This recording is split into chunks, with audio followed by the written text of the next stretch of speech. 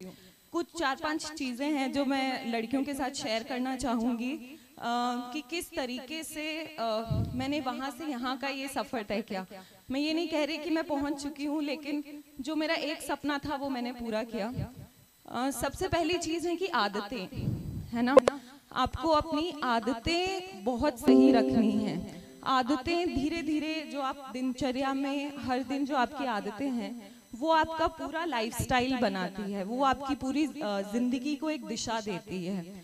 ठीक है, तो आज ही मैं चाहूँगी कि जो भी बेटियां हमारे साथ है, जो भी बच्चे हैं, वो आज इस मन से एक संकल्प लेके जाएं कि हम एक अच्छी आदत अपनाएंगे। ये सिर्फ 5-6 दिन लगते हैं एक आदत को अपनाने के लिए। तो अपना आंख बंद करिए, आपको जो भी लगता है कि एक आदत जो आपको आगे लेके जाएगी जिंदगी में, है ना, वो जल्दी उठने की हो सकती है, अखबार पढ़ने की हो सकती है, अपने माता पिता का आदर करने की हो सकती है। आदतें आपको जिंदगी में बहुत आगे लेके जाएंगी।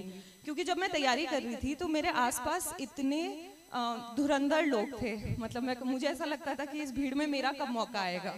मैं भी बहुत डरती थी, है ना, बहुत तेज बड़ी बड़ी कॉलेजेस से पढ़े हुए लोग, इतनी फर्राटेदार अंग्रेजी बोलने वाले लोग, बाहर से पढ़े हुए। तो मुझे, लेकिन मेरी जो आदतें थी, मेरी जो कंसिस्टेंसी थी, उनकी वजह से मैं उन सब के बीच में से निकलकर यहाँ पे पहुँची। वो लोग कंसिस्टेंसी नहीं मेंटेन कर पाते थे। मेरी रूममेट ही थी और वो बहुत बड़ी कॉलेज से थी और मुझे उसे देख के लगता था, लेकिन उसकी जो आदतें थी, मतलब कि जैसे डेली पढ़ना, है ना, जो अपना डिसिप्लिन होता है, वो उसमें कहीं ना कहीं नहीं था। वो मुझसे कहीं तेज थी, लेकिन वो यूपीएससी क्लियर नहीं कर पाई। तो एक ये चीज है कि अच्छी आदतें अपनाइए। ठीक है, अच्छी आदतें आपको जिंदगी में बहुत आगे तक लेके जाएगी।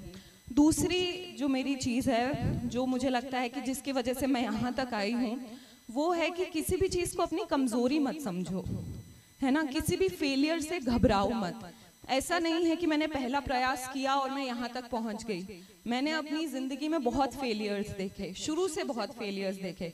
जब मैंने अपना मीडियम चेंज किया और मैं इंग्लिश मीडियम में आई, तो एक बहुत hi fi missionary English school था, सब इंग्लिश में बात करते थे, हिंदी में बोलने पे फाइन लगा देते थे। मैं उस चक्कर में किसी से बात ही नहीं करती थी, मैं अपना चुपचाप बैठी रहती थी, टिफ़िन खाती थी। तो लेकिन मैंने उस पर इतनी मेहनत की कि, और मेरी राइटिंग भी मैं जोड़ के नहीं लिख पाती थी, तो टीचर्स डांटते रहते थे कि इनकी राइटिंग इतनी बुरी है, दूर दूर लिखते हैं। तो मैंने 1 साल मेहनत की, बहुत अच्छे से मेहनत की, ग्रामर सीखी, अलग से क्लासेस लगाई, इंग्लिश का न्यूज़पेपर पढ़ने की कोशिश की, और उस 1 साल में मैंने अपने उसको बहुत मजबूत कर लिया। इतना मजबूत कि जब मैंने 10th क्लास के एग्जाम लिखे थे, तो मेरी क्लास में मेरी राइटिंग सबसे अच्छी थी, क्योंकि मैंने उस पर मेहनत की। तो मुझे तब ये समझ में आया कि जो चीज़ें हम अपनी कमज़ोरी मानते हैं, है ना, अगर हम उस पर मेहनत करें तो वो हमारी सबसे बड़ी ताकत बन जाती है। कुछ भी कमज़ोरी जैसा नहीं होता, है ना। जैसे मेरी मैथ्स भी कमज़ोर थी और मैंने उस पर मेहनत की। मेरे 10th क्लास में 10 CGPA आए थे, मेरे मैथ्स में हाईएस्ट मार्क्स थे, जिस सब्जेक्ट में मैं सबसे ज़्यादा डरती थी।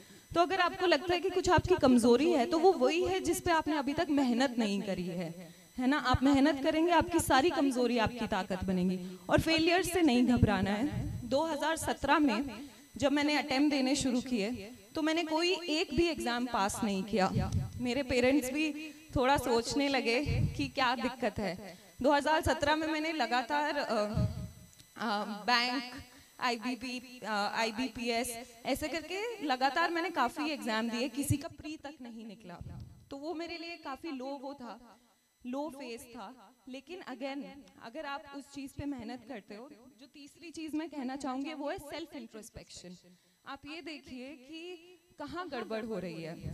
हम लोग क्या करते हैं कि फेलियर से घबरा जाते हैं, है ना। फेलियर से घबराना नहीं है, आंख बंद करके एनालाइज करना है कि कहाँ गलती हुई और उस गलती को ठीक करना है ना। आज के समय में संसाधनों की कोई कमी नहीं है। मैंने जो यूपीएससी क्लियर किया और यूपीएससी का जो एग्ज़ाम दिया, वो पूरा मुंडवा से दिया।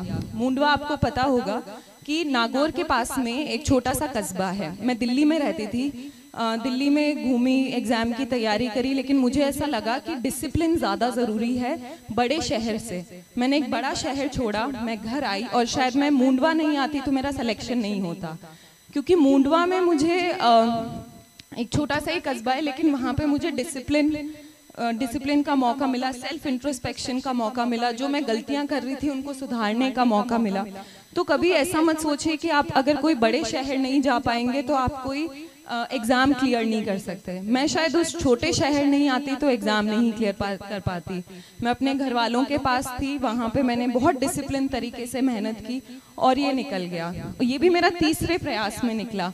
2 प्रयास तक मुझे भी हताशा में हासिल हुई। एक इसमें अगेन मैं पेरेंट्स का वो बोलना चाहूँगी कि आपके सपोर्ट की बहुत ज़रूरत है। मेरे पापा हमेशा मुझे कहते थे कि बेटा तेरा नहीं होगा तो किसका होगा। वो मुझे हमेशा ऐसा फील करवाते थे कि तुम दुनिया की सबसे स्मार्ट लड़की हो, तुम दुनिया की सबसे इंटेलिजेंट लड़की हो। उससे मुझे बहुत हौसला मिलता था।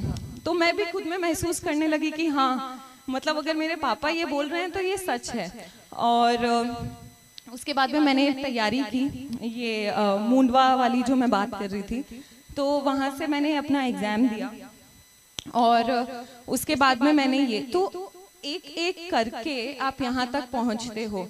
कोई भी बड़ी चीज़ आसानी से नहीं मिलती है, बहुत मेहनत लगती है और उसके लिए सपने भी बड़े देखने होते हैं, है ना। तो जो भी लड़कियाँ मौजूद है, मैं उनको यही बोलूँगी कि सपने बहुत बड़े देखो, अपने सपनों पे किसी तरीके की कोई बाधा मत लगाओ। जैसे मेरे को दिल्ली पढ़ने का सपना था, तो मैं ये भी सोच सकती थी कि राजस्थान में ही कहीं पढ़ लूँ, जयपुर में पढ़ लूँ, या फिर एग्ज़ाम देने का जब मौका आया तो बहुत से लोगों ने बोला कि स्टेट सर्विसेज एग्ज़ाम दे दो या ये दे दो, लेकिन मेरा सपना जो था मैंने वो किया, है ना। तो सपनों पे किसी चीज़ की पाबंदी मत रखो, लेकिन मेहनत उससे कड़ी करो, मेहनत उससे 3 गुना करो अपने सपने हासिल करने के लिए। एक और चीज़ मैं कहना चाहूँगी कि समय बहुत कीमती है ना। हम लोग जब यंग होते हैं, किशोरावस्था में होते हैं, तो हमें लगता है कि एक ही जिंदगी है, जी लो जितना जीना है। एक्चुअली में ऐसा नहीं है ना।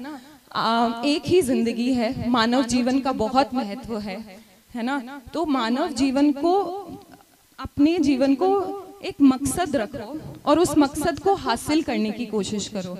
अभी आप जो भी करोगे, अपना परिवार, अपने आगे के 50 साल आपके इसी पे डिपेंड करते हैं।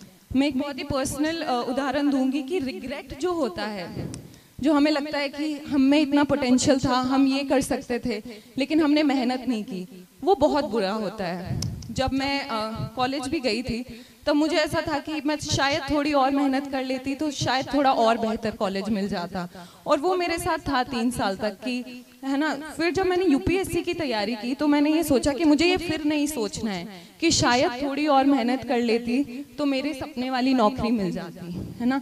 ये चीज़ आपके साथ हमेशा रहती है। तो पूरी मेहनत करो, समय बहुत कीमती है। जो भी आपको जीवन में करना है अच्छी आदतों के साथ, उसकी तरफ पूरी 100% आप मेहनत करो और अपने जीवन को सफल बनाओ, अपने जीने के मकसद को हासिल करो।